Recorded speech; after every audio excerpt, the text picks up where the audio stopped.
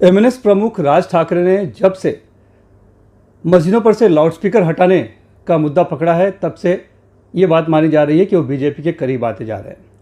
और अब तो उन्होंने अयोध्या में श्री रामलला के दर्शन जाने की घोषणा भी कर दी है। लेकिन एक बड़ी बाधा ये हो गई है कि वहाँ के एक बीजेपी के ही सांसद ने विरोध किया है, ब्रजभूषण सिंह ने, और उनका कहना है कि जब तक राज ठाकरे उत्तर भारतीयों से माफ़ी नहीं मांगेंगे तब तक उन्हें अयोध्या आने नहीं दिया जाएगा।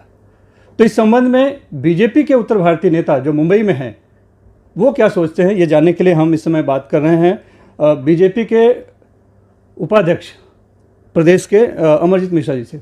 सर, एक राज ठाकरे जो कभी सिर्फ मराठी अस्मिता की बात करते थे, उत्तर भारतीयों को किस तरह से उनके लोगों ने पीटा है कई मुद्दों पे, उसको लेकर एक नाराज़गी थी। लेकिन जब से उन्होंने हिंदुत्व का मुद्दा पकड़ा है, आप लोग कहीं लग रहा है कि वो आप लोग के करीब आ रहे हैं, आप लोग को राज ठाकरे अच्छे लगने लग रहे हैं।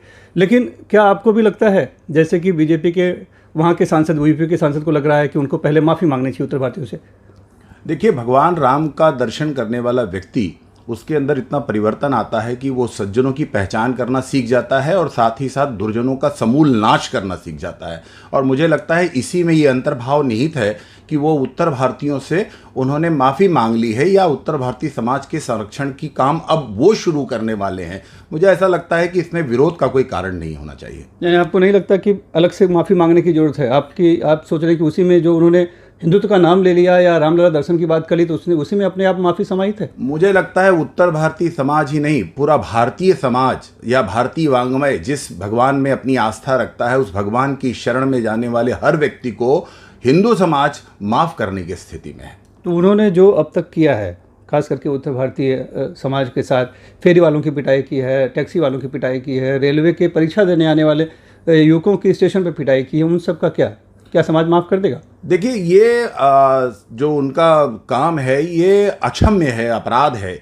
लेकिन इतना ही अपराध कांग्रेस ने भी सत्ता में रहकर किया था कि उनको प्रश्रय दिया था, और इतना ही काम एनसीपी ने किया था। और मुझे लगता है कमोबेश शिवसेना ने भी यही काम किया है। शिवसेना ने मराठी बात करके हिंदुत्व की बात करनी शुरू की। मुझे लगता है कि इसका भी स्वागत किया जाना चाहिए कि यदि अपने एक कूपमंडूकता से निकलकर व्यक्ति बाहर आने की कोशिश कर रहा है तो इसका स्वागत किया जाना चाहिए। यानी आप चाहते हैं कि राज ठाकरे अयोध्या जाएं, दर्शन करें, कोई बाधा नहीं आनी चाहिए? सिर्फ राज ठाकरे नहीं, कोई भी व्यक्ति अगर अयोध्या में भगवान राम में अपनी आस्था रखता है तो वहाँ जाता है तो उसका स्वागत किया जाना चाहिए। और भगवान राम में आस्था रखने वाला व्यक्ति कम से कम दूसरी जातियों पर, दूसरे समाज पर, दूसरे प्रांत पर कभी आक्षेप नहीं करेगा। आप एक उत्तर भारतीय नेता हैं, बीजेपी से जुड़े हुए हैं, आप कह रहे हैं कि अब माफ़ी मांगने की अलग से ज़रूरत नहीं है, रामलला के दर्शन करने जा रहे हैं तो वो दुर्जन से अब सज्जन बन चुके हैं, ऐसा आपका कहना है। तो फिर क्यों बीजेपी के ही एक सांसद वहाँ पर विरोध कर रहे हैं? मुझे देखिए, मैं सबकी भावनाओं की कदर करता हूं और ये बात सत्य है कि उत्तर भारतीय समाज पर हमला करने वाला व्यक्ति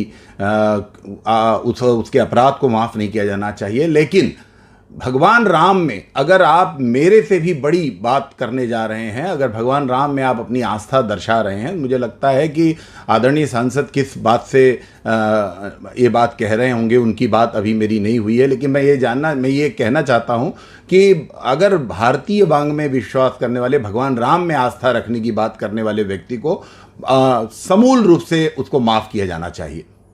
तो बीजेपी का जो नरम रवैया है राज ठाकरे के प्रति, आने वाले बीएमसी चुनाव में क्या उत्तर भारतीय भी साथ में जुड़ पाएंगे?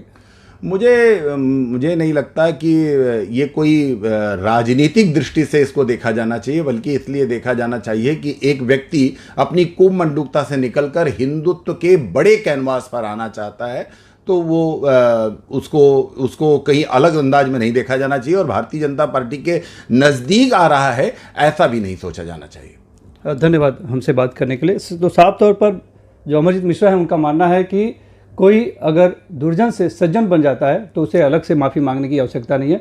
श्री रामलला का दर्शन करने की घोषणा मात्र से ही कहीं ना कहीं ये परिभाषित होता है कि उन्होंने माफ़ी मांग ली है। मुंबई से सुनील सिंह, NDTV इंडिया के लिए।